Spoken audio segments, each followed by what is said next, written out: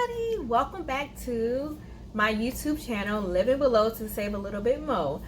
This is a YouTube channel where we discuss, or I discuss, all things finance. The point of this video is our 6-month update into our savings fund, where we have a goal to save $30,000 in 1 year, and that money is going to go towards our down payment of 20% for our first home. So let's get into the numbers. So the amount that we have saved in 6 months has been $20,697.07. Can you believe it? Like, in 6 months, that's how much we have saved.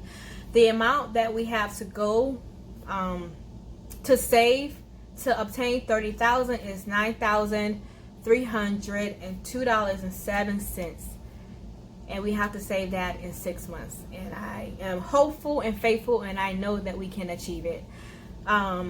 These past months, we have had a lot of financial setbacks. Not everything was a setback, but the last previous setbacks I will discuss. The first one is our cars. Me and Sonny, we both had to get a lot of car maintenance done to our cars, and that cost was over $1,000. Like $1,000. Like, these unexpected costs, sometimes when they hit at one time, and it's like a trickle effect, it's always something behind it. So having to spend that $1,000 wasn't as bad as you would think, because we planned. And the way we plan for it is we have a savings account, and we call it it's basically a sinking fund, and we call it the car maintenance fund. And that car maintenance fund, we put money into it every time we get paid. So essentially, this $1,000 was already prepaid for. And when things are already prepaid for, it's less stressful. And if you have the money, you just pay for it, and you continue to add money to that account. So that's what that account is for, is to save money for the car. So that's something that you guys can do for your cars, is to have a car maintenance fund. So we always know something is always going to go wrong with the car, and you always need to have some money set aside for unexpected costs towards your car. The next one was, it wasn't anything bad, but things happen in life. We had a death in our family, and I had to go back home. Me, my husband, and our daughter had to go back home to basically put my Uncle Henry to rest. God bless his soul.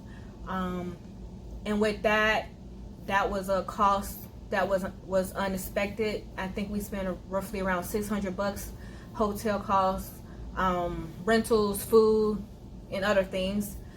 And with that, even though my aunt, she don't want for no money, she good, but it's good when you can give some kind of assistance to families, even family members, especially when they don't need it. Because there's always family members that might need something, and you're like, do better financially. But when you're somebody who's doing right financially, and they got it, and they don't need nothing from you, it's nothing to just like, oh, I'll pay for some food, for the feeding of the family or whatever. But we're getting to an age where we have to be able to give some kind of assistance to the generation before us. And it's better to be of assistance than be a burden. You want to be able to help family, especially the ones that don't need it, or who's not expecting it. And those people are usually 10 times more grateful than the people who are always needing something. So that wasn't anything to harp over, because we have to do what we have to do for family. The next unexpected cost was, I don't know if you can tell, my breathing is a little off. Well, it's a lot off. The last few months, I have gained a total of over 20 pounds. Pretty sure you can tell. And with age and weight gain comes a lot of health complications. I have developed asthma and acid reflux through this period of time, and I have had to go to my primary care. I had to go to the ENT doctor. I have three other appointments to go to. I have to go to a GI doctor. I got to go back to my primary care. I got to go to the lung specialist. I got to get blood work. I already did my CT scan and my MRI scans. And those medical bills could add up. I'm talking about just those things I said alone could be like $5,000 if you don't have good health insurance or something to cover yourself. So because I have good health insurance, because I decided to work for the state, you know, I'm working for the state because of the benefits, not for the money, because when it comes to money, I'm budgeting and I'm working what I can with the amount of money that I receive, and I have other incomes coming in, so it's not just one job, that's one income coming in, but I'm essentially working for the state for the benefits.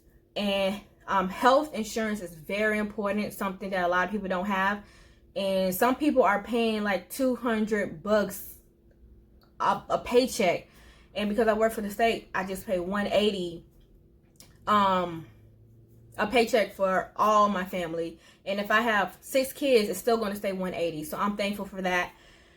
And on top of that, I have a health savings account, something that I will recommend to anybody.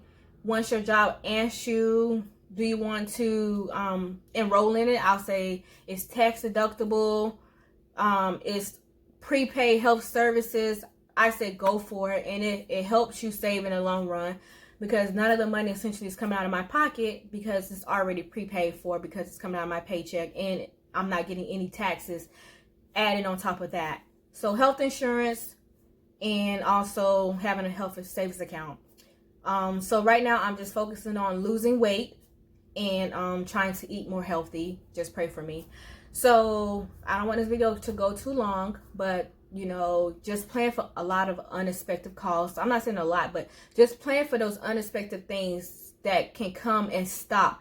So if we didn't have the car maintenance fund, if we didn't work overtime and we didn't save it, if I didn't have good health insurance or a health savings account, we wouldn't have any money to save towards our house fund. And that's how quick unexpected costs can ruin your goals. So my recommendation for this video is to save for unexpected things. Emergency funds, car maintenance funds, getting a health savings account. You know, we have to have these things as adults. I want to thank you guys for coming back to my channel, and until then, I'm sorry, until next time.